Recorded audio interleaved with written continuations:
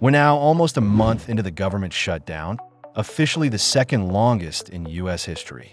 And a brand new problem has quietly started to surface, one that could force lawmakers to start from scratch on a new bill just to get the government reopened. This new problem is already creating tension in both the House and the Senate, and it could push Speaker Mike Johnson to bring members back into session, even though he said repeatedly that he wouldn't do that until the government was already reopened. And it's setting up a whole new headache in the Senate, where frustration is building on both sides. So what exactly is this problem? It's the calendar. Here's what's going on. Back in mid-September, the House passed a temporary funding bill, a continuing resolution, or CR, designed to keep the government open for a short while. After that, Speaker Johnson sent the entire House home for recess, and that's where they've been ever since. But that CR never actually made it through the Senate. To pass, it needs 60 votes, which means Republicans need at least some Democrats to sign on. And Democrats have made it clear. They won't vote yes unless Republicans agree to extend the Affordable Care Act subsidies that help millions of low and middle-income Americans afford their health insurance. That's where everything has been stuck. Now here's where the problem really begins. That continuing resolution that the House passed back in September expires on November 21st. That's less than a month away. So even if somehow the Senate were to pass that same bill today, which they won't, we'd be right back at another shutdown deadline right before Thanksgiving. In other words, even the plan they're fighting over doesn't actually fix anything. It just resets the clock. And because the House has been out of session and the Senate can't find enough votes, that ticking clock is now turning into a real-world crisis, one that affects not just federal workers, but tens of millions of Americans who rely on government programs to make ends meet. One of the biggest warnings just came from the U.S. Department of Agriculture. Late last week, the USDA said it will not issue November SNAP benefits, what most people call food stamps, if the shutdown continues. That means, starting November 1st, more than 40 million Americans could lose access to the food aid they depend on to buy groceries. That's about 1 in every 8 Americans. And the agency didn't sugarcoat it. Their exact words were, "Bottom line, the well has run dry." They said they won't use the emergency reserves this time because those funds are meant for natural disasters, not monthly benefits. Governors in states like Louisiana, Virginia, and Massachusetts have already declared emergencies or are considering using state money to fill the gap. But the USDA has already warned. Any state that does so will not be reimbursed later. So this isn't just a temporary political problem anymore. It's about to become a kitchen table problem.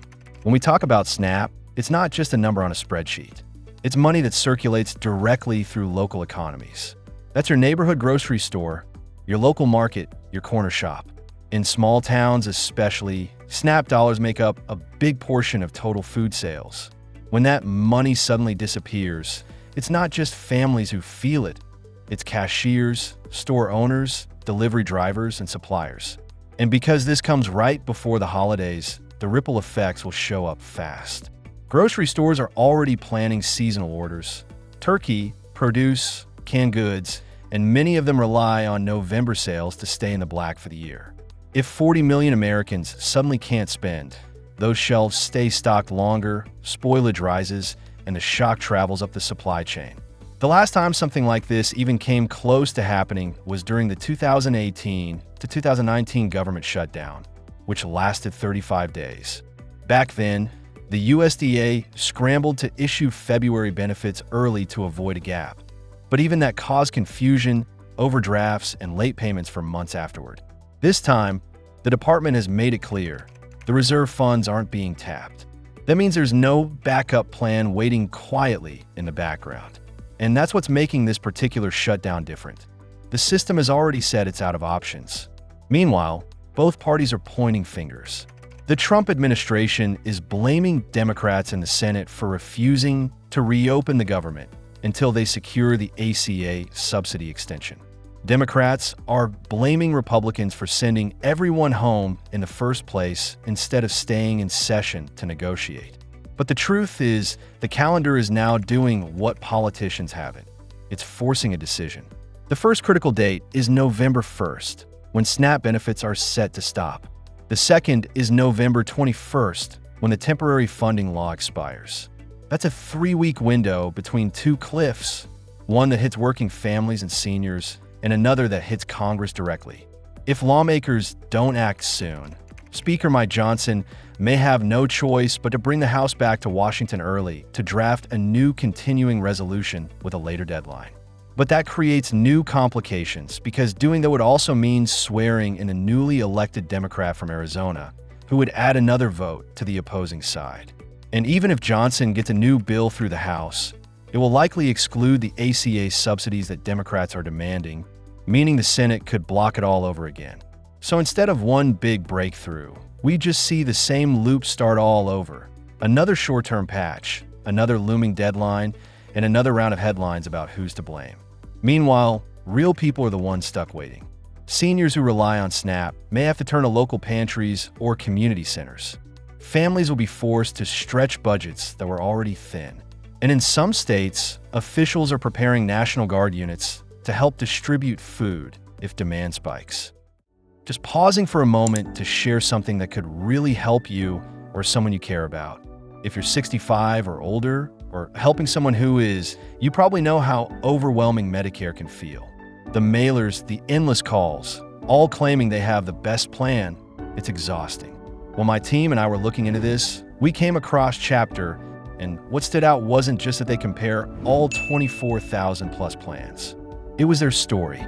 The founders built Chapter after their own parents got stuck in the wrong Medicare plans, and they realized just how many people were being misled or pressured into making choices that weren't right for them. That's what makes Chapter different. Their advisors aren't paid to push one plan over another. They're salaried, independent, and genuinely there to help you. You'll speak with a real person who takes the time to understand your doctors, prescriptions, and preferences and helps you make a decision you feel good about. And the call is totally free. No pressure, no gimmicks, just honest support. If you're already in the right plan, they'll tell you. And if not, they'll help you find one that better fits your needs. If you want to talk to someone today, give Chapter a call at 615-639-1937 or visit askchapter.org/money. Again, that's 615-639-1937. It's free, and it might save you a lot of stress. All right, now let's get back to it. So what can you do right now? If you receive SNAP, check your balance and your state's benefits schedule immediately. Each state runs its own timeline, but all of them depend on federal funding. If your payment date falls after November 1st, there's a good chance it won't reload unless the shutdown ends. Try to plan ahead where possible. Buy non-perishables, stock up on basics like pasta, rice, canned foods, or frozen vegetables. If you're not on SNAP yourself, this is still something to pay attention to. A gap this big doesn't stay contained. It affects food prices, local jobs, and even the availability of certain items. Many smaller stores could lose a large percentage of their sales overnight. That's why the next few days are so important. The shutdown has dragged on long enough that the political damage is now becoming personal. And the first place most people will notice it is at the grocery store. If the government doesn't reopen soon, or if a new funding bill doesn't pass, this won't just be about missed paychecks or delayed projects. It'll be about empty shopping carts, higher prices, and families trying to stretch what's left. The government may be at a standstill, but the bills at home aren't. And as of November 1st, neither is the hunger clock. So what do you think? Should the administration dip into those reserve funds to keep benefits going? Or should Congress be forced back to Washington immediately to fix this before the deadline hits?